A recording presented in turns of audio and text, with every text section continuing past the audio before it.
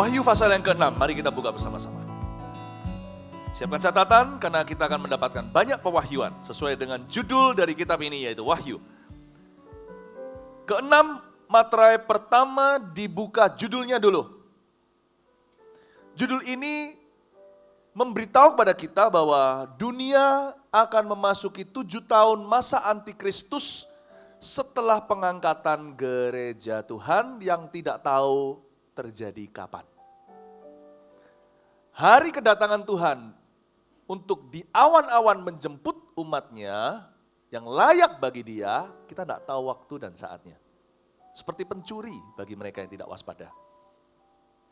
Nah, setelah itu pasca pengangkatan, dunia yang ditinggalkan, baik mereka yang tidak percaya kepada Tuhan atau mereka yang tidak sungguh-sungguh dengan dia, gadis yang bodoh tersebut bukan yang bijaksana, yang pelitanya padam, mereka akan memasuki masa-masa yang paling gelap di dalam sepanjang sejarah dunia itu, 7 tahun masa antikristus itu. Mari kita lihat ayat 1, maka aku melihat anak domba itu membuka yang pertama dari ke-7 materai itu, katakan 7 materai. Dan aku mendengar yang pertama dari keempat makhluk itu, keempat makhluk ini adalah malaikat tentunya, berkata dengan suara bagaikan bunyi guruh, mari, tunggu di situ. Sebentar di ayat 1, saya jelaskan terlebih dulu. Total sejak pasal 6 ini akan ada 3 babak murka Allah di zaman 7 tahun masa antikristus. Dan setiap babak 7 ronde. Dan 7 ronde tersebut disebut sebagai yang pertama 7 materai yang kita akan bahas mulai pasal 6. Ronde kedua namanya 7 sangkakala. Dan sangkakala ke-7 membuka 7 cawan.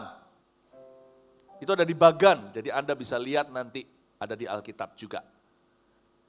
777 ini melambangkan murka Allah.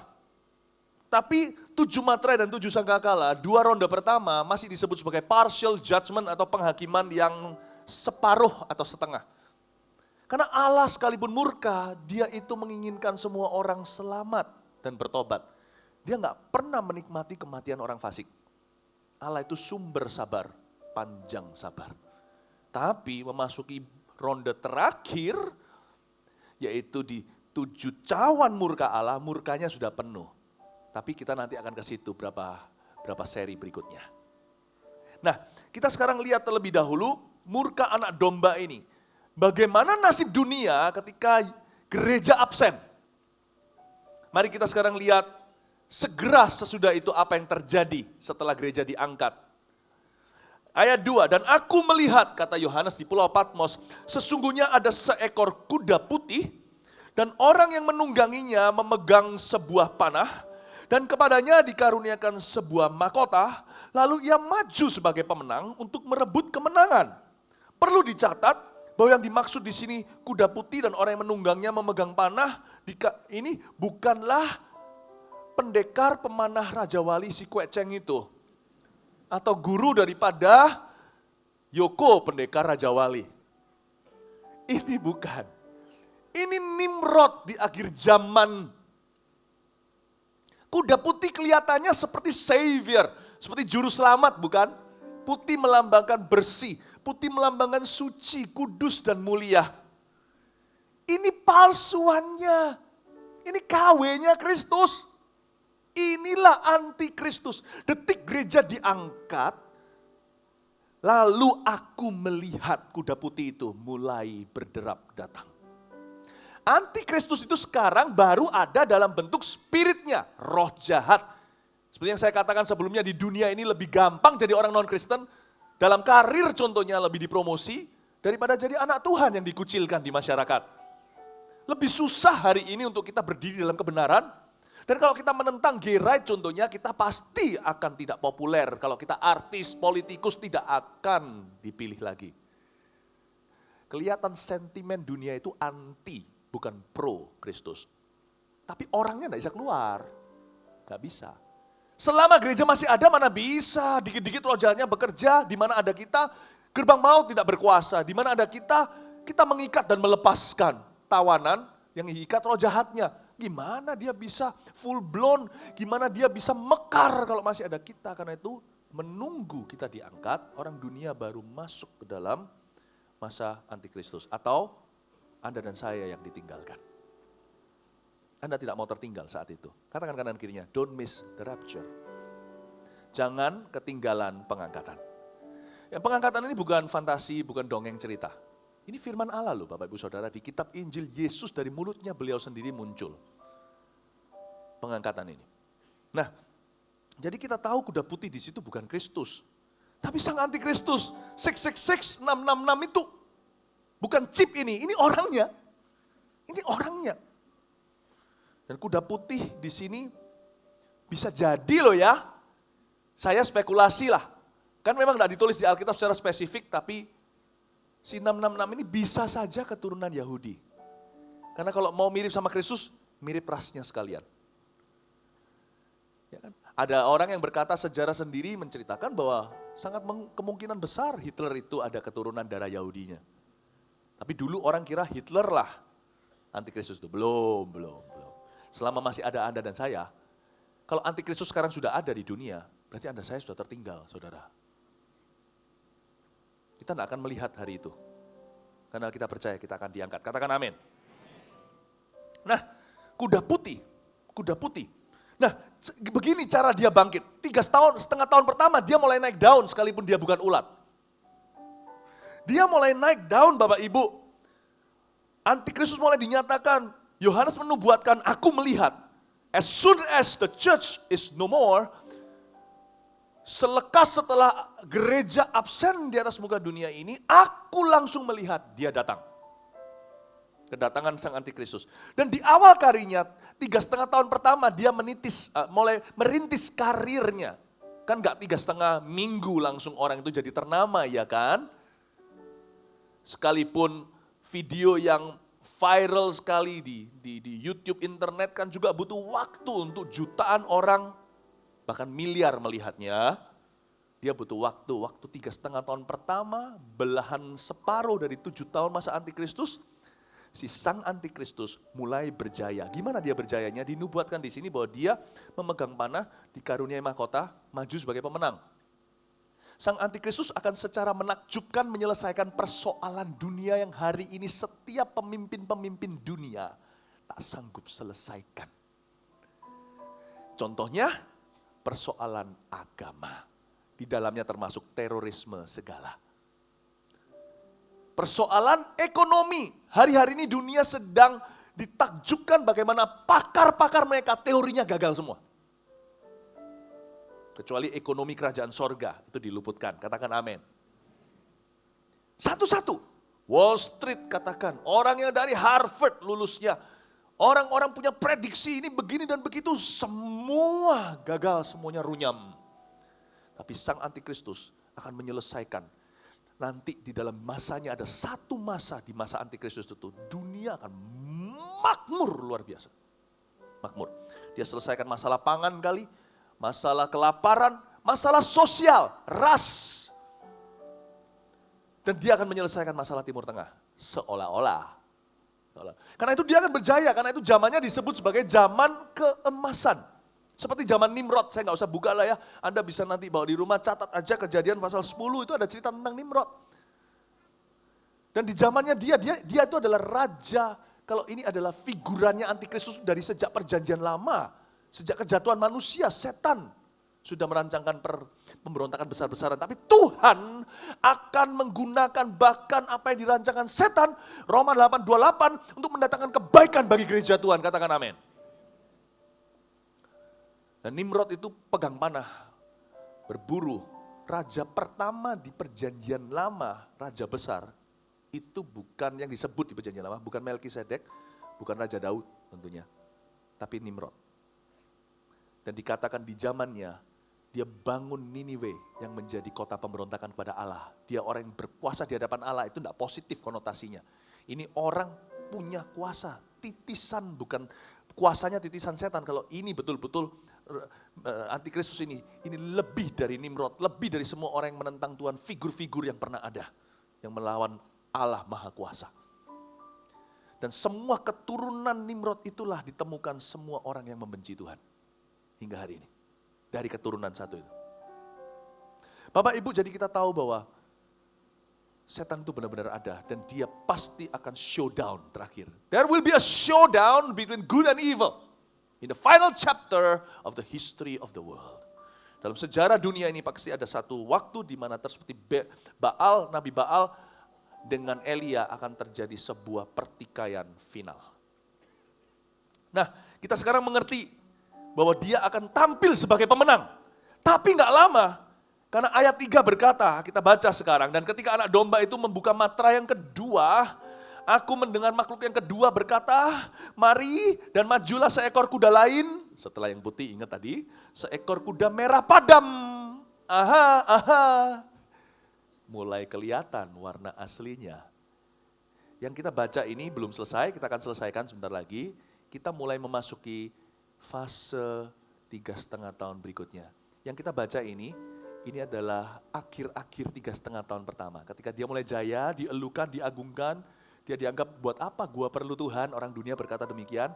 Kita punya figur ini, semua menjagokan. Tak lama kemudian kelihatan warna aslinya. Antikristus ternyata bukan Kristus tenan. Beda langit bumi. Dia setan yang datang sebagai malaikat terang. 3,5 tahun pertama dia berjaya, menjelang akhir 3,5 tahun itu memasuki fase kedua, fase terakhirnya. Orang mulai kelihatan warna aslinya bukan putih, ternyata merah padam. Dan orang yang menungganginya dikaruniakan kuasa untuk mengambil damai sejahtera dari atas bumi. Sehingga mereka saling membunuh dan kepadanya dikaruniakan sebuah pedang yang besar. Ini cerita-cerita di ayat 3 dan 4 adalah cerita-cerita menjelang 3,5 tahun pertama. Ini orang jahatnya bukan main, tak pernah ada orang sejahat dia. Ini bukan setan loh ya, ini manusia yang kesetanan. Dan ini jahatnya setengah mati. Kalau Anda tidak tahu takaran kejahatannya, jangan sampai kalau seumpamanya tetangga Anda jahat, Anda bilang antikristus itu. Jahatnya dia masih nggak ada apa-apanya, jadi jangan sembarang bilang orang antikristus. Saya tahu antikristus siapa Pak? Siapa? Mungkin ada di sini yang mertua mantu tidak akur, mertua saya Pak. Bukan, jangan melihatnya yang negatif. Itu masih baik, masih kasih Anda makan, contohnya gitu. Ini orang jahat, tak ada tetes kebaikan lagi. Tapi kenapa ya 3,5 tahun pertama dia bisa kelihatan baik? Di sini loh masalahnya pohon kehidupan. Pohon pengetahuan tentang yang baik dengan yang jahat. Dunia ini tidak bisa menilai secara rohani, hanya orang yang punya roh Allah. Ingat terjadi penembakan yang menewaskan beberapa marinir Amerika. Yang barusan ini. Lalu profilnya dimunculkan di CNN, di internasional, di berita-berita. Ya kan? Orang itu baik kata teman-temannya yang sekolah sama dia. Gurunya dia seorang ahli bela diri mixed martial arts sebagai olahraga. Nggak suka pukulin orang yang menyenangkan, penuh humor. Kok bisa? Nggak ada catatan kriminal. Kok bisa orang baik? Dunia selalu bicarain gitu, aduh naif banget. Kok bisa orang sebaik itu bunuh begitu banyak orang? Naif. Karena dunia itu mengagungkan kebaikan. Tahukah Anda orang baik orang baik yang tidak punya Kristus, setan bisa masuk kapan saja. Tahukah di separuh buah pohon pengetahuan yang baik, separuhnya twinnya atau anak atau saudara kembarnya namanya buah yang jahat. Saya pernah punya teman, katakan ada orang yang pernah bering sama saya, teman saya ini alim di SMA. Aduh, di orang ini baik, gak mata keranjang segalanya. Sekarang main perempuan, cerai, tinggalkan istrinya. Kok bisa? Saya bilang, sudahlah, jangan elukan orang baik. Kebaikan itu buah roh, tapi akarnya Tuhan. Kalau tidak akarnya Tuhan, sementara goyah. Karena itu tidak ada orang bisa diselamatkan karena kebaikan, bukan? Tapi orang diselamatkan karena Yesus baik dalam kehidupannya. Dan orang itu pun akan menjadi seperti Yesus baik pula. Lain. Dari sini kita tahu bahwa Orang dunia yang selama ini mengeluhkan kebaikan. Semua agama sama saja, semua mengajarkan kebaikan. Nanti semua akan jatuh di tangan antikristus. Mereka akan salah pilih. Seperti Amerika salah pilih Obama. Mereka akan salah pilih. Mereka akan taruhan mereka di sisi yang salah. Dan Kristus yang baik mereka cemoohkan. Menjadi bahan hujatan. Hollywood contohnya dikit-dikit Jesus Christ. Kok aneh ya? Orang baik jadi jahat di mata mereka. Orang jahat nunjukin sedikit kebaikan, dielu-elukan. Ganti pakaian, bukan baju dan jubah. Ganti kelaminnya. Dikasih award oleh Amerika. Wow, hero kita. Dulu pria, sekarang menjadi wanita. Kok bisa ya tangan kanan itu jadi kiri di dunia ini sekarang? Tangan kiri jadi dunia. Pahlawan dijadikan penjahat di mata manusia. Orang Kristen dibenci kanan kiri, yang sungguh-sungguh loh ya, bukan yang munafik. Dianggap fanatik. Tapi orang yang berbuat untuk dirinya dianggap pahlawan bagi semua. Menginspirasi mereka, bahwa mereka juga bisa berani seperti mereka. Dunia ini suatu hari akan lihat kebenaran. The hard way. If we are smart, we learn every lesson the good way. Not learning it the hard ways. Artinya apa? Saya terjemahkan. Kalau kita punya anak kan kita didik kan. Kamu mau belajar di mama papa, diberi nasihat yang baik apalagi dari firman Allah. Atau kamu mau alami sendiri, tabrak tembok, kesandung batu, terluka, baru berkata aku belajar. Dunia itu tegar tengkuk. Karena itu anak Tuhan tidak boleh sama spiritnya. Roma 12, jangan menjadi serupa. Dunia pasti akan belajar kebenaran, tapi ketika mereka belajar, mereka sudah jatuh di tangan musuh Tuhan. Di dunia ini, naif atau innocent. Tuhan menghendaki kita we have to know better, atau kita harus lebih mengenal daripada itu. Kita harus kenal kebenaran. Amin Bapak, Ibu, dan Saudara. Ya, dari sini saya melihat betapa kecelenya nanti dunia itu suatu hari. Ketika mereka lihat, oh my goodness, yang kukira putih, merah padam ternyata. Yang selama ini merah darah, kubunuh dan kusiksa. Ternyata dialah juru selamat. Kita sekarang lihat ayat yang kelima. Oh by the way, sebelum ke ayat 5, saya jelaskan sebenarnya yang dimaksudkan merah padam diberi kuasa mengambil damai sejahtera sehingga mereka saling membunuh itu artinya ada di tengah 3,5 tahun kedua banyak terjadi penumpahan darah karena konflik perang dan ambisi sang 666. Ini seperti zaman-zaman dulu yang suka sejarah. Anda akan tahu zaman dahulu di Soviet sana ada seorang di zamannya perang dunia. Saya lupa namanya siapa itu. Yang bunuh ribuan orang hanya karena curiga. I forgot, saya jadi lupa. Stalin. Jadi ternyata yang namanya diktator, otoriter, rejim yang jahat, itu bisa mengalami yang namanya penumpahan darah hanya karena ambisinya. Dan mereka akan mulai kelihatan ambisi 666. 666 akan mulai mengadakan pembunuhan massal di mana-mana. Orang hilang dan bunuh-bunuhan. Dan mereka waktu mulai menyadari, sudah telat, sudah. Ayat 5. Dan ketika anak domba itu membuka materai yang ketiga, aku mendengar makhluk yang ketiga berkata, mari. Dan aku melihat sesungguhnya ada seekor kuda hitam. Setelah merah padam, hitam tak bisa dihindarkan. Dan orang yang menunggangnya memegang sebuah timbangan di tangannya. Ini bukan horoskop Libra. Jangan percaya yang gitu-gituan. Dan aku mendengar seperti ada suara di tengah-tengah keempat makhluk itu berkata, secupak gandum sedinar dan 3 cupak jelai sedinar. Tapi janganlah rusakkan minyak dan anggur itu. Cupak itu berapa? Kalau Anda lihat di Alkitab Anda di bagian kamus saja ada, nggak usah di buku teologi ya, cupak itu 1 liter. Sedinar itu adalah upah sehari kerja di Indonesia, katakanlah sekarang di 2015 ini 100.000 rupiah. Mahal nggak ya 1 liter beras 100.000 rupiah? Mahal kan? Ini simbolis saja. Kalau Anda dan saya kira di Indonesia sekarang dilanda ekonomi ini sudah betul-betul yang terpuruk. Belum apa-apa dibanding nanti. Bersyukurlah dulu sekarang ini. pasti keluar deh dari ekonomi yang susah. Saya yakin anak Tuhan diluputkan, katakan amin. Tapi belajar bersyukur, things could be worse. Bisa lebih parah daripada itu karena firman Tuhan menubuatkan di zaman khususnya 3,5 tahun kedua antikristus, ketika dunia mulai melihat seperti itu, bunuh-bunuhan, mulai mencurigakan. Orang yang dulu elu-elukan di jalanan, hidup si antikristus ini. Siapa namanya nggak tahu kan, nanti kan akan ketahuan lagi nanti. Hidup dan sebagainya, mari kita jadikan dia pemimpin. Pemimpin dunia pun mengagumi dia, semuanya orang-orang makmur. Kenapa? Semua tanam investasi dan usaha. Wow, dunia lebih enak tanpa gereja. Yang beritahu nggak boleh gay marriage, yang beritahu jangan menipu uang, yang beritahu jangan aborsi. Enak, kita makmur kok. Lalu kecele semua. Waktu mulai kejadian ini dan itu, orang mulai tarik uangnya. Wall Street masih ada, stock market masih berjalan. Di situ terjadi resesi karena intimidasi tak pernah terjadi sejak zaman Adam dan Hawa.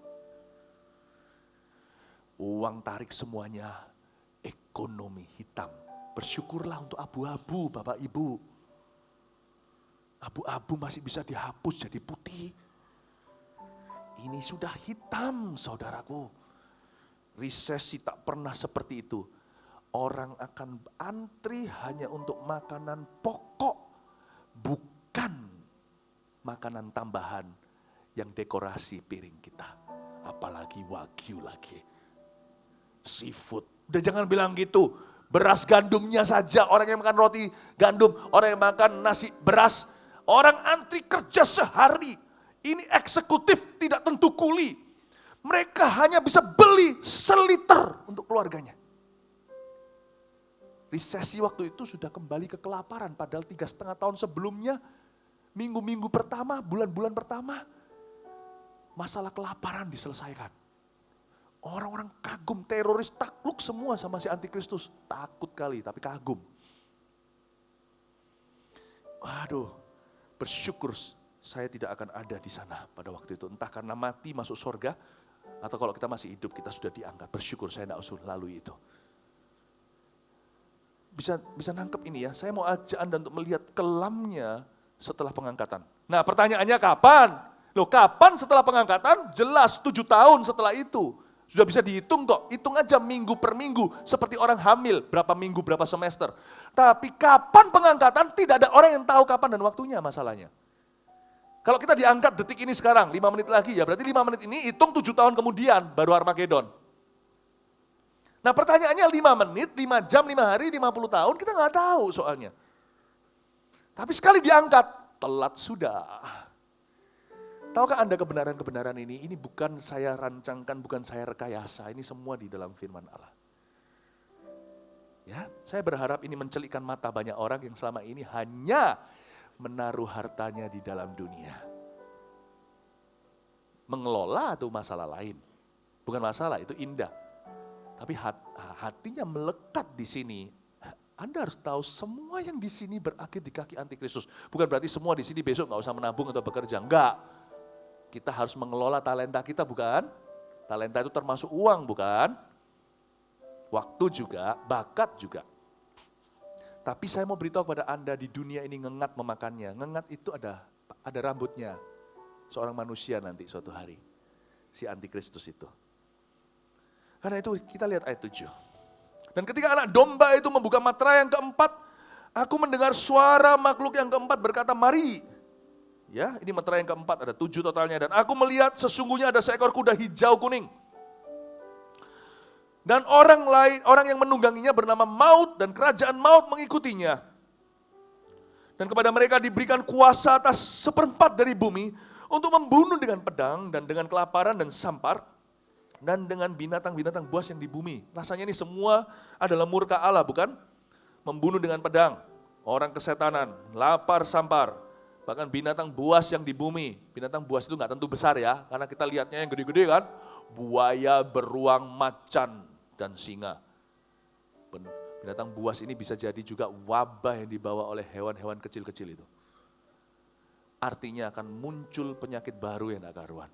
Muncul berbagai macam wabah penyakit, pembawa virus. Ini bukan, ini firman Tuhan, saya nggak nakut-nakuti. Itulah sebabnya Tuhan berkata, berjaga-jagalah. Tuhan berkata di Matius 25, jangan ketinggalan pintu tertutup. Itu bukan kedatangan Tuhan kedua kali, itu pengangkatan. Kedatangan Tuhan kedua kali itu 7 tahun kemudian dari pengangkatan. Orang Kristen kadang-kadang naif, nggak tahu firman Tuhan. Bagaimana kita tahu? Kalau nggak pernah diajarkan atau nggak pernah baca, ya kan? Dan kalau kita nggak tahu, kita liar. Tanpa pengetahuan, liarlah rakyat. Kita nggak ngerti, kita hidup sembarangan. Hidup tanpa perspektif sorgawi, bahaya sekali. Di akhir zaman lagi. Saya nggak berani berkata, September Tuhan datang. September NYC.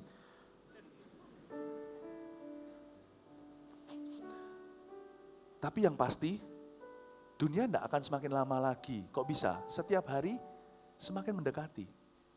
Kita ini semakin akhir dari akhir zaman. Tidak tahu kapan. Siapkan dirimu, bisa setiap saat.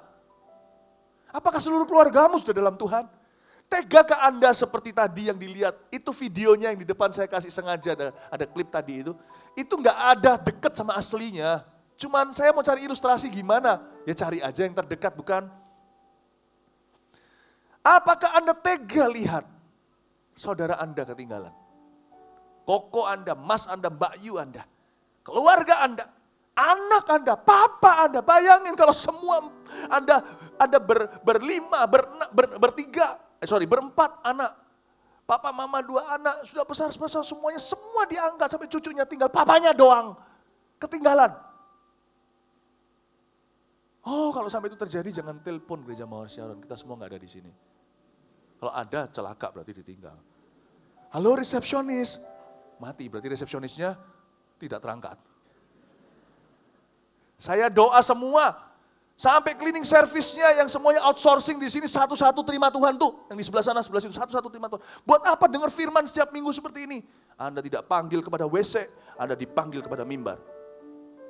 Kita doakan semua, yang jualan di luar sana semuanya kenal Tuhan semuanya. Ini tugas kita, tapi terutama keluarga kita sendiri. Saya tidak mau anak saya ketinggalan. Saya tidak bisa lihat orang tua saya yang ketinggalan. Praise the Lord, puji Tuhan, seluruh keluarga saya sudah di dalam Tuhan. How about your family? Don't be too busy, you ignore their salvation. Jangan terlalu sibuk kita abaikan keselamatan mereka. Kita pelayanan full timer juga sama. Saudaramu, bagaimana itu di rumahmu? Bagaimana dengan kondisi mereka?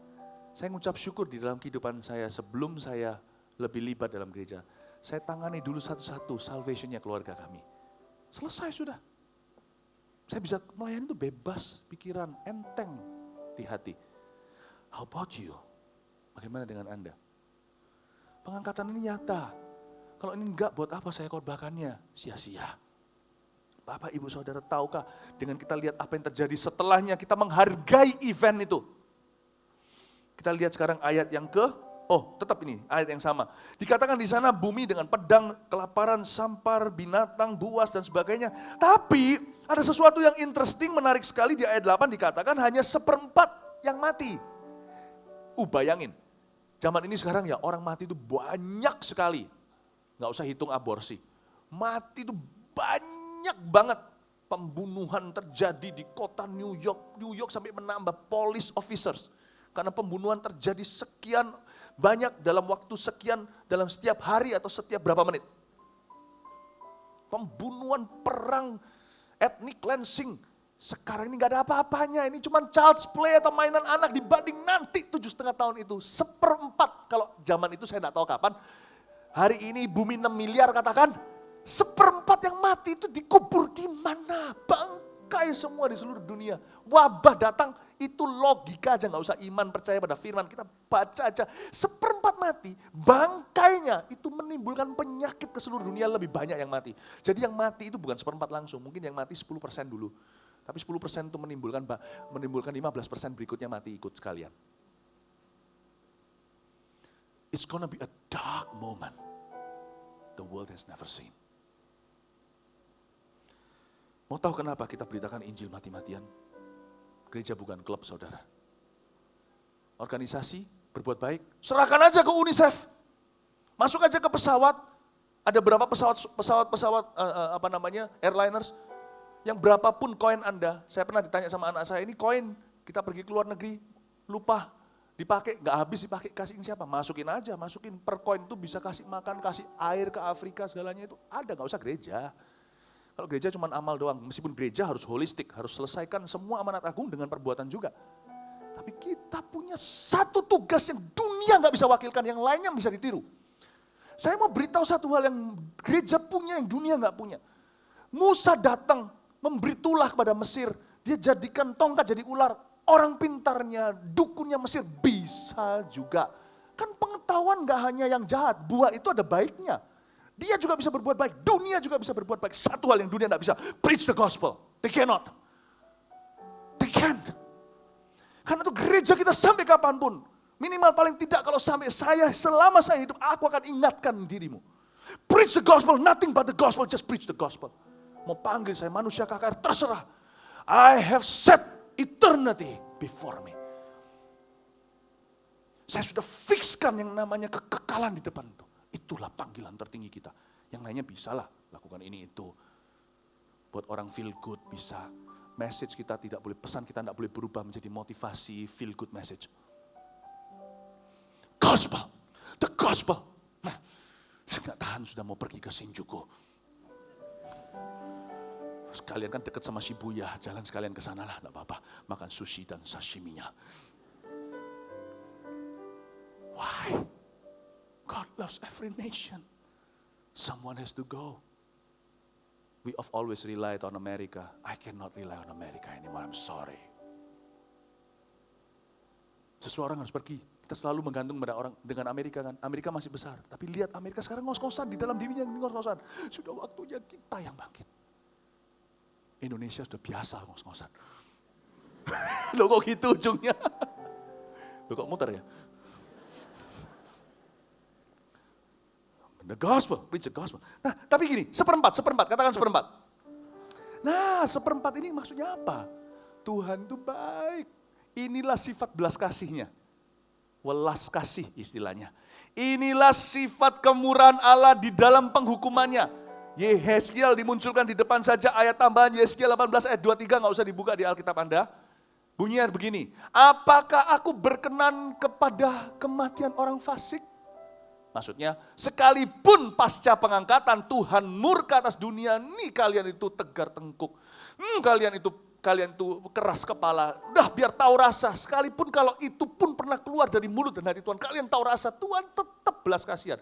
Aku tidak berkenan sama kematian orang fasik. Demikianlah firman Tuhan Allah. Bukankah justru kepada pertobatannya supaya ia hidup, Tuhan hanya izinkan seperempat mati, saudara. Mestinya orang dunia termasuk Anda dan saya itu dalam bahasa surgawinya kais. Tahu Chinese tahu, sepatutnya mati. Selayaknya mati kita ini. Orang yang layak mati, bukan layak hidup. Tapi Tuhan tidak mati-matiin. Kita semua dibuat die hard. A good day to die hard. Kita selalu dibuat susah untuk lenyap. Susah untuk dihapuskan. Karena Tuhan masih berharap. Our God doesn't only teach us hope. Allah kita nggak hanya mengajarkan kepada kita pengharapan. He himself is a hopeful God. Dia sendiri adalah Allah yang penuh pengharapan. Dia berharap kalau sekarang seperempat dulu, aku cicil pelan-pelan. Kalau dia berkat, dia kasih berlebihan kembali-kembalian. Tapi kalau murka, dia cicil pelan-pelan. Kalau bisa bayar hanya bunganya. Nggak ke pokoknya 3/4, siapa tahu. Masih ada susulan yang bertobat. Allah kita itu gitu Bapak Ibu Saudara. Bukannya dia itu pelan-pelan atau dia itu lelet tidak mau datang-datang seperti banyak orang. Petrus telah peringatkan di akhir zaman akan muncul pencemooh yang berkata, mana katanya mau datang 2000 tahun gak datang-datang. Tuhan tuh gak gitu, tahu sifatnya kita tahu Tuhan itu cicil. Tapi sekalipun cicil, pasti sampai di pembayaran terakhir cawan murka Allah. Pasti nyampe. That our God, seperempat saja yang mati. Padahal harusnya semua seperempat saja. Bisakah masih adakah pertobatan pasca pengangkatan? Nah ini pertanyaan besarnya. Banyak orang tanya setelah itu apakah Roh Kudus diangkat? Enggak loh ya. Yang diangkat gereja Tuhan bukan Roh Kudus. Roh Kudus tetap ada di dunia. Cuman kodenya ada beda. Sekarang saya ajak kita untuk melihat ya. Roh Kudus ada di dunia. Masih ada enggak saya nggak sebut kebangunan rohani bagi orang-orang Kristen non-Yahudi. Nah, kebaktian berikutnya saya akan ajarkan tentang kebangunan rohani orang Yahudi saat itu. Yang diwakili dengan angka 144.000, nanti saya jelaskan nanti. Dan kalau Anda belum datang di kebaktian sebelumnya juga, ini seri, Anda perlu dengarkan saya bicara tentang preview sorga, mengintip apa yang ada di dalam sorga. Nah itu interesting sekali, saya nggak bisa ulang. Tapi saya akan bicara tentang itu. Tapi saya nggak berani berkata akan terjadi kebangunan rohani karena tidak terbukti. Tapi masih ada pertobatan susulan. Ada orang, loh kok bisa? Loh iya bisa. Yesus itu ketika hidup ada orang yang bertobat, ya kan? Tapi ada yang susulan tuh. Yang bertobat Petrus, semuanya murid-muridnya kita tahu. Maria Magdalena, Tuhan usir 7 setan loh dari dia, 7 roh jahat. Tapi ada yang susulan. Anda perhatikan di kitab Injil pada waktu Yesus Kristus mati, lalu gempa bumi, perwira dan orang sekelilingnya ada banyak yang pukul-pukul diri dan berkata dia orang benar. Pulang itu menangis-nangis itu ada susulan. Tapi udah beda, karena Tuhan berkata seperti ini, upahnya pun tak sama. Kalau memang saya nggak bisa jelaskan detail, hanya Tuhan tahu upah itu gimana di sorga, tapi beda, karena Tuhan berkata, kamu percaya karena kamu sudah melihat. Berbahagialah mereka, yaitu kita, yang percaya tanpa melihat. Bedanya di situ. Tuhan itu kalau mau cinta itu sekarang, jangan nanti. Itu sama dengan seorang cewek, karena kita kan mempelai. Seorang perempuan ketika dilamar sama seorang pria yang baik dan kerja keras, tapi memang bukan kaya raya, jangan berkata begini, tunggu dulu, buktiin dulu 7 tahun lagi kamu jadi konglomerat, baru aku mau kawin sama kamu. Kalau pria itu sungguhan cinta, pasti dibuktiin. Kayak Yakub 14 tahun malah dijalani 7 kali 2. Tapi pasti beda tuh cintanya. Dia kembali, aku sudah konglomerat, oke aku mau menikah sama kamu. Pasti beda dengan kalau dia dari awal berkata, aku mau. Itu cintanya tulus, teman masa muda, pasangan masa, the wife of your youth ya itu maksudnya. Bukan usia, kita mulai merintis bersama. Itu bondingnya saudara, luar biasa. Semua itu mulai. Saya sendiri berbahagia hari ini dengan istri saya memulai sama-sama. Saya belum apa-apa dalam ministry, saya mulai dengan dia. Dia belum apa-apa dalam pekerjaan, saya mulai bersama-sama. Jadi hari ini bondingnya lebih. Bukan kawin kontrak gitu loh, ada beberapa orang kawin, ya sudahlah, ya sudah, ini apa, dia punya apa. Saya yang penting kepribadiannya. Maksudnya apa? Mobil pribadi, rumah pribadi, arloji pribadi. Jadi, tapi nggak dalam tuh hubungan. Kita mau cinta Tuhan tuh, jangan tunggu nanti pengangkatan. Masih bisa, sekarang itu yang bahagia. Blessed, makanya itu Yesus ngajarkan apa? Dalam ucapan bahagia, berbahagialah kamu kalau orang menganiaya kamu. Karena dari dulu nabi-nabi ya dibuat begitu. Berbahagialah kamu sekarang yang menangis dan berduka karena kamu yang akan bersuka cita dulu. Sementara mereka akan berduka nanti. Terdahulu kemudian terdahulu. Kita disebut bahagia. Don't let go of your living hope. Mau ekonomi krisis, mau apa, belum dapat jodoh. Jangan lepaskan kawin sama orang yang gak seiman. Karena Anda sudah berada di rel Tuhan ini mahal. Amin Bapak Ibu Saudara. 1/4 dari bumi ini untuk membunuh dengan pedang tadi ini. Tuhan itu baik. Tuhan itu menahan. Sekarang kita akan melihat di ayat 9. Pertobatan susulan. Nah mari kita sekarang mengintip sedikit. Pertobatan yang terjadi bukan kebangunan rohani loh ya. Tapi pertobatan di antara bangsa-bangsa non-Yahudi. Saya jelaskan sekarang di ayat 9. Dan ketika anak domba itu membuka meterai yang kelima. Aku melihat di bawah mesbah. Di bawah mesbah itu berarti susulan. Ya. Jiwa-jiwa mereka yang telah dibunuh oleh karena firman Allah. Dibunuh? Kok satu doang kategorinya? Iya, di sini nggak ada ABC lagi. Jiwa-jiwa mereka yang telah dibunuh oleh karena firman Allah dan oleh karena kesaksian yang mereka miliki. Pertama karena firman yang mereka dengar, tapi karena mereka bersaksi. Mereka disuruh nyangkal, mereka nggak mau. Kalau sekarang kita menyangkal, konsekuensinya kita tertuduh. Kalau kita nanti tidak menyangkal, konsekuensinya terbunuh. Simpel kan? Kalau sekarang konsekuensinya paling cuma diludahi di muka. Pernah diludahi? Saya pernah dimarahi orang sampai ludahnya di muka saya. Hanya karena saya mengaku, saya beritahu sama dia, ada Tuhan. Saya menganggap diri saya berbahagia. Berbahagia. Saya tidak perlu buktikan sampai saya mati baru saya setia. Di zaman nyaman sekarang ini, kalau kita bisa terima ludah karena nama Tuhan. Di zaman tidak nyaman, kasih karunia meningkat, saya bisa terima peluru atau pedang. Setiap perkara kecil, kau diberi perkara besar.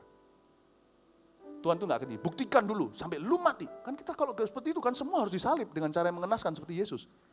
Itulah sebabnya saya tidak mau masuk ke dalam post tribulasi. Orang Kristen harus dimurnikan lewat penderitaan begitu. Kita setiap hari sekarang menderita kok. Berkata tidak pada pornografi, nggak ikut pacaran-pacaran bareng-bareng. Orang-orang perempuan-perempuan yang nggak ikut materialistis seperti perempuan-perempuan yang lain. Hanya karena mentang-mentang mungkin mukanya cantik, cakep, badannya luar biasa. Anda nggak ikut-ikut, itu susah loh. Itu penderitaan mental yang berat untuk dilaksanakan karena kita tidak serupa. Padahal kita punya modal. Mencuri itu menggoda. Tapi punya uang di depan kita nggak kita pakai demi orang, sama menggodanya. Bapak ibu saudara tidak perlu membuktikan sampai Anda disalib atau salib terbalik seperti Petrus bahwa engkau cinta Tuhan. Sekarang Tuhan bisa melihat bukti cintamu, tidak usah tunggu nanti. Karena itu saya yakin, pasti ada perkecualian, perbedaan orang fasik dan orang benar, domba dan kambing pasti dipisahkan. Pasti ada pengangkatan, pasti ada early bird special. Pasti ada orang-orang yang sekarang hidup bagi Tuhan, pasti ada perkecualian. Jangan ketinggalan pengangkatan, kasih tepuk tangan untuk Tuhan. Tapi di sini dikatakan, oleh karena kesaksian mereka, lihat ayat 10, dan mereka berseru dengan suara nyaring katanya, berapa lamakah lagi ya penguasa yang kudus dan benar, engkau tidak menghakimi dan tidak membalaskan darah kami kepada mereka yang diam di bumi. Dan kepada mereka masing-masing diberikan sehelai jubah putih, dan kepada mereka dikatakan bahwa mereka harus beristirahat sedikit waktu lagi, hingga genap. Oh my goodness, ini belum selesai zaman Antikristus. Ini baru 3,5 tahun plus 3,5 tahun berikutnya. Jadi belum kelar, belum Armageddon, Yesus belum datang dengan martir-martirnya. Tapi di ayat yang ke-11 dikatakan, Yesus berkata sama mereka, roh-roh yang fresh masuk ke sorga lewat pemenggalan. Dan Tuhan berkata, tunggu di sini hingga genap. Bukan berarti Tuhan mau orang dibunuh. Tapi Tuhan menunggu mereka yang bertobat susulan meskipun harus dibunuh. Hingga genap jumlah kawan-kawan pelayan dan saudara-saudara mereka yang bukan sudah akan dibunuh seperti mereka. Perhatikan, sebelum pengangkatan, kode etik kita dalam kerajaan sorga, kode hidup maksudnya adalah hidup adalah Kristus, mati adalah keuntungan. Setelah pengangkatan, hai gereja-gereja non-Yahudi yang terkemudian sekarang dikasih terdahulu jadi lakon Israel, tidak kebangunan rohani. Waktu itu terjadi cukup waktumu untuk menyalakan pelitamu. Kalau waktu itu padam, maka kodemu bukan lagi hidup adalah Kristus, mati adalah keuntungan. Tapi mati adalah keuntungan. Dan kalau masih bisa hidup adalah untung-untungan. Bisa mengerti maksud saya? Ya. Sekarang itu hidup bagi Kristus, mati adalah keuntungan. Saya ulang lagi. Tapi setelah pengangkatan, orang Indonesia yang berkata, aku mau terima Tuhan. Kodenya beda. Orang Amerika berkata, aku mau terima Tuhan. Orang Prancis yang berkata, aku mau terima Tuhan. Yang selama ini berkata, tidak ada Tuhan kan, banyak ateis di sana. Orang Korea yang berkata, aku mau terima Tuhan. Udah cukup dengan Super Junior. Sekarang aku mau dengan Yesus Kristus. Atau orang Jepang yang ketinggalan. Atau orang Brunei Darussalam, atau mana saja negara bangsa-bangsa yang berkata, aku mau terima Tuhan. Karena kerajaan Antikristus akan mendunia, mereka kodenya jadi mati adalah keuntungan, itu dulu. Udah gak ada hidup bagi Kristus. Mati adalah keuntungan, kalau masih bisa hidup, masih untung-untungan. Loh, kok masih bisa hidup itu gimana? Gini loh, andai kata Tuhan tidak persingkat waktunya, jangankan 1/4, semua orang di dunia ini mati. Karena itu Tuhan cuma kasih waktu 7 tahun masa Antikristus itu. 3,5 tahun pertama dia naik daun. 3,5 tahun berikutnya dia dibatasi. Jadi dibatasi waktu dan kuasanya. Kalau enggak, amblas habis seluruh dunia ini. Betul-betul yang namanya bumi hangus itu terjadi nanti. Cuman Tuhan tangkap dia hidup-hidup, dibuang ke api neraka. Di dalam kitab Wahyu dikatakan dengan jelas letterlek begitu atau secara harafiah. Jadi Tuhan batasi. Jadi untung-untungan kalau tidak sampai Anda ketangkap waktu itu. Tapi kalau ketangkap, sudah ada lagi yang namanya bersaksi itu harus dengan darah. Loh, firman Tuhan dengan darah Yesus, cukup loh. Jangan tambah-tambahi. Yesus berkata apa di kayu salib? Sudah selesai. Jangan ditambahin plus-plus GST segala, nggak ada. Tapi zaman itu kalau Anda mau setia bersaksi bahwa firman Tuhan itu Tuhan adalah milikmu, Darah Yesus tidak cukup bisa. Cukup membasuhmu untuk masuk ke surga, tapi darah Yesus tidak cukup untuk bisa mempertahankanmu tetap setia pada kesaksianmu di dunia ini. Anda harus basuh dengan darahmu sendiri. Berlumuran darah, baru kita bisa berkata, aku tidak mau injak fotonya Yesus. Memang Yesus punya foto emangnya. Nah, mungkin di situ saat itu Alkitab siapa tahu, sekarang kan gak berani.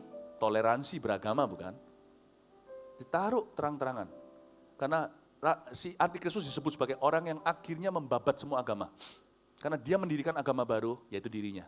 Dia menentang segala sesuatu yang disebut sebagai Allah.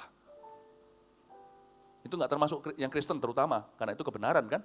Yang lainnya babat Allah semua. Jadi nanti waktu itu, mungkin kitab suci ditaruh di bawah kaki, semua orang suruh lewat, ya saya nggak tahu ini imajinasi, yang terjadi pasti lebih ngeri. Silakan satu-satu injak.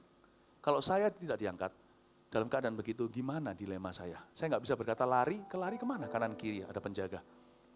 Kalau begitu, nggak tentu dijaga, mungkin juga bisa jadi bukan di penjara loh. Siapa bilang di penjara? Mungkin di masyarakat. Itu sebagai salah satu peraturan. Hari ini di Amerika saya diberitahu, kalau seumpamanya gereja tidak memberkati gay couple, mereka bisa dituntut loh, tahu nggak? Ngeri ya. Untung Indonesia belum gitu ya. Disyukur sama Tuhan.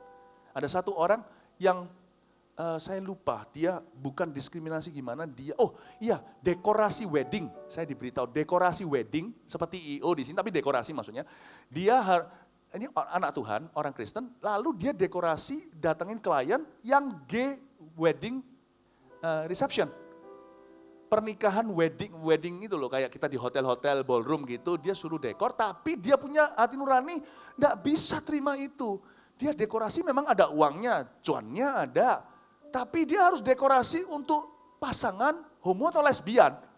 Dia nggak tahan, dia anak Tuhan. Bisnis Breakthrough ajarkan kemarin bahwa kita sebagai pengusaha ada batasnya, nggak semua abu-abu, kita tahu bahwa ada hitam di atas putih. Nggak mau, dituntut ratusan ribu dolar. Dan kalah. Tapi Tuhan bilang apa? Paulus sudah ngomong dari dulu, mereka hanya ambil hartamu kok.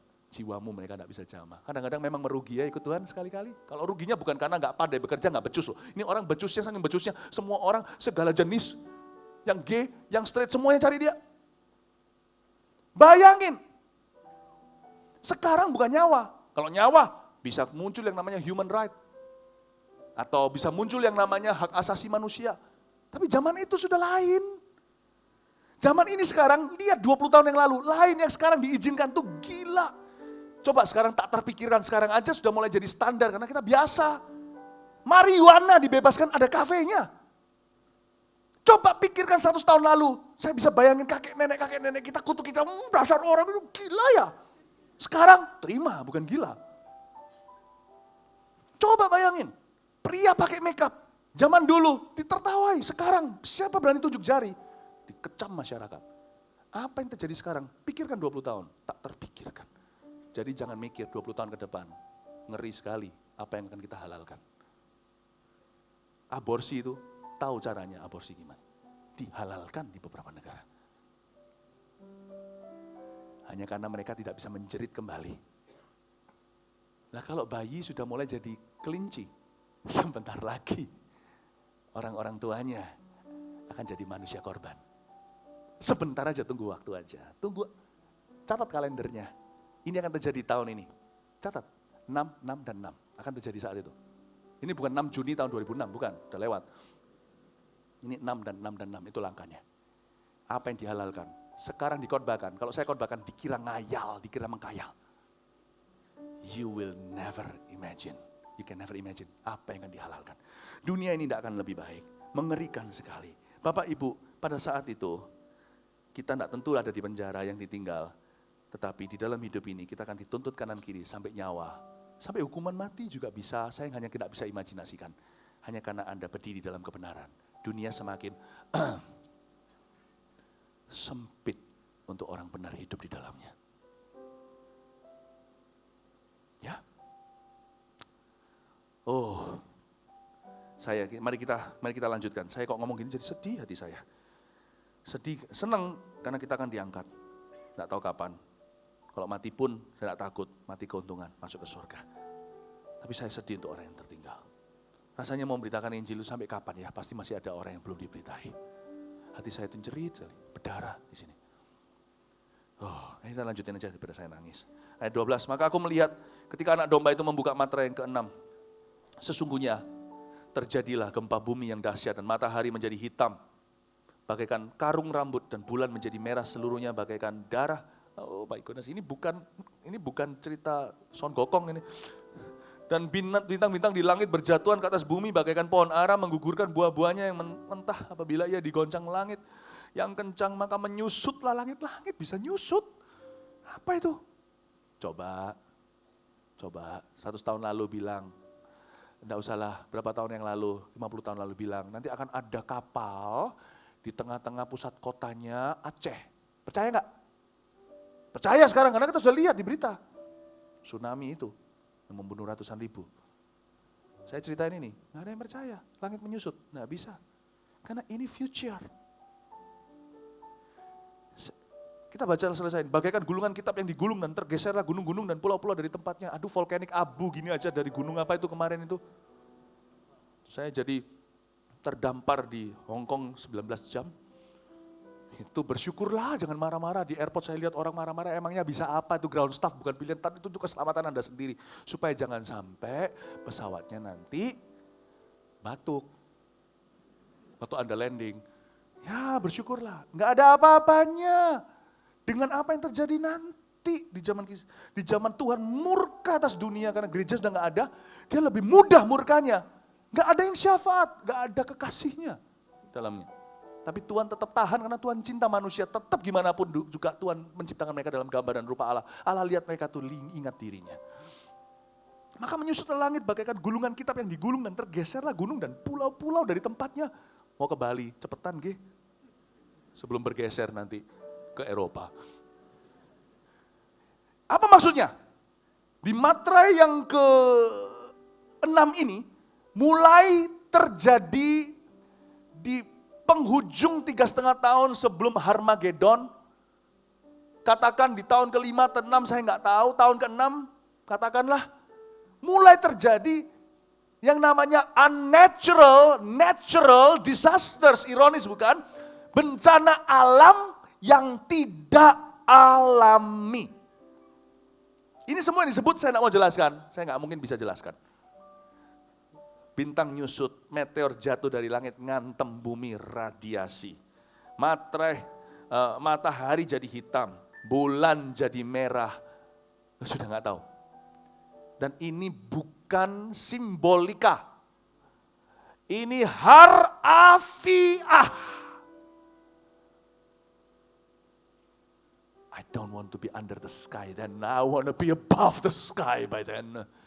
Saya tidak mau berada di bawah langit pada saat itu, saya mau berada di atasnya. Ada pertemuan di udara. Kita lihat berikutnya, ayat 15, kita lihat presiden-presiden dunia. Komentarnya apa? Mari kita interview mereka sekarang. Dan raja-raja di bumi, pembesar-pembesar serta perwira-perwira. Pembesar itu berarti orang-orang gede, pejabat-pejabat, perwira-perwira itu militer, tentara, jenderal, kolonel, AL, AD, AU, polisi.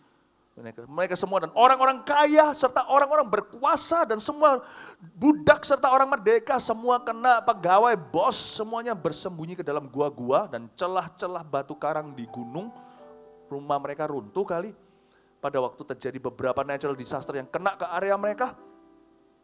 Dan mereka semuanya berkata kepada gunung-gunung dan pada batu-batu karang itu, runtuhlah menimpa kami dan sembunyikan kami terhadap Dia yang duduk di atas tahta dan terhadap murka anak domba itu. Akhirnya muncul di mulut mereka kata anak domba. Akhirnya mereka akui Yesus itu hidup. Tapi agak telat ya menurut saya.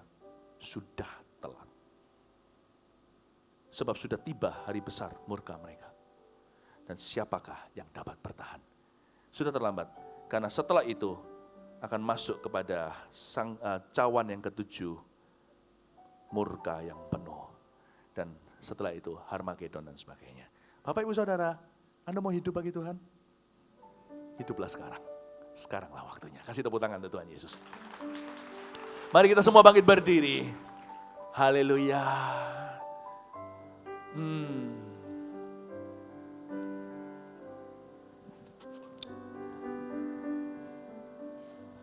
Nyanyi sembarang satu lagu yang dipilihkan oleh Redo yang materaikan ini. Oh, Yesus kau kebenaran yang menyelamatkanku. Kau memberikanku hidup dan pengharapan.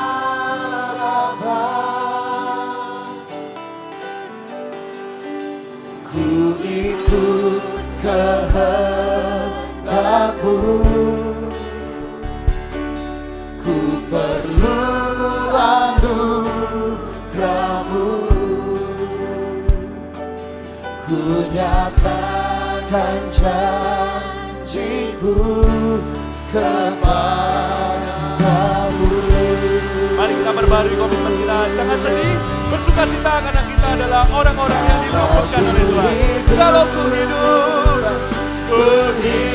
bagimu, hatiku tetap menyembah-Mu. Dunia tak bisa menjauhkanku dari kasih-Mu. Selama ku hidup bagimu, mataku tetap memandang. Dunia tak bisa menjauhkanku dari kasih-Mu. Mari kita perbarui hati kita. Bersukacitalah karena ada orang yang diluputkan oleh Allah. Mari karya tebusan Kristus, nyanyikan lagu ini. Menyelamatkanku, Kau memberikanku hidup. Thank you for living hope. Terima kasih untuk pengharapan yang hidup di dalam Kristus. Ku ikut kehendak-Mu. Mari sungguh-sungguh ikut kehendak-Nya. Ku perlu anugerah-Mu. Ku nyatakan janji-Ku kepadamu. Mari angkat hati dan suaramu, angkat tangan. Kalau Ku hidup bagimu, hatiku tetap menyembah. dunia tak Bisa menjauhkanku dan dari kasih-Mu. bawa kami jemaat-Mu yang Kau tebus dengan darah-Mu dekat kepadamu di hari-hari yang akan datang. Semakin rindu ku hidup Bagimu, mataku tetap memandang-Mu. dunia tak bisa Menjauhkanku dari kasih-Mu. kalau ku hidup Ku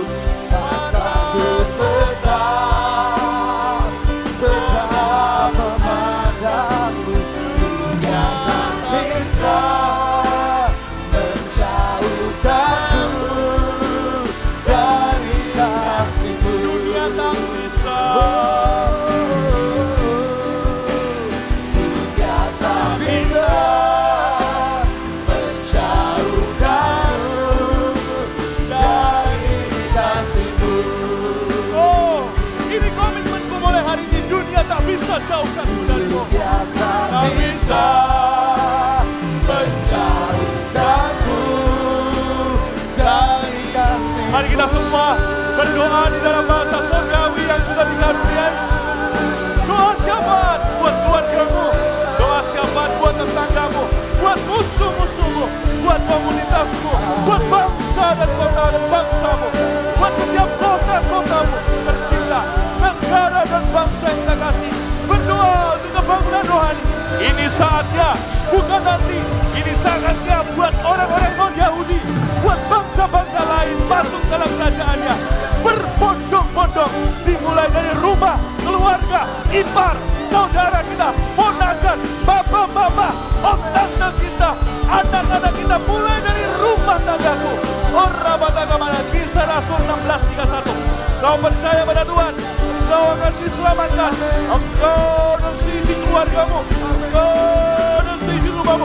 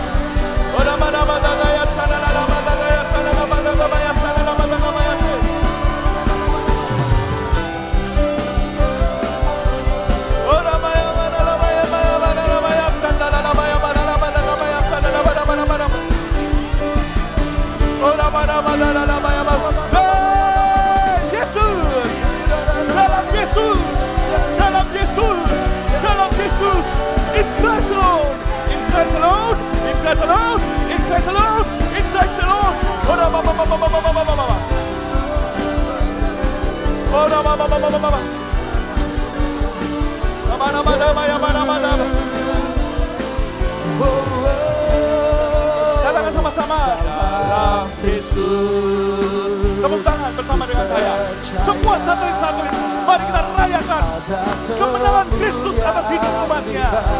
Salibmu, aku nyatakan keselamatan harimu, kekuatanku, harapanku dalam Kristus. Dalam Kristus ku percaya ada kemuliaan di balik salibmu. Aku nyatakan kemenangan darimu, kekuatanku,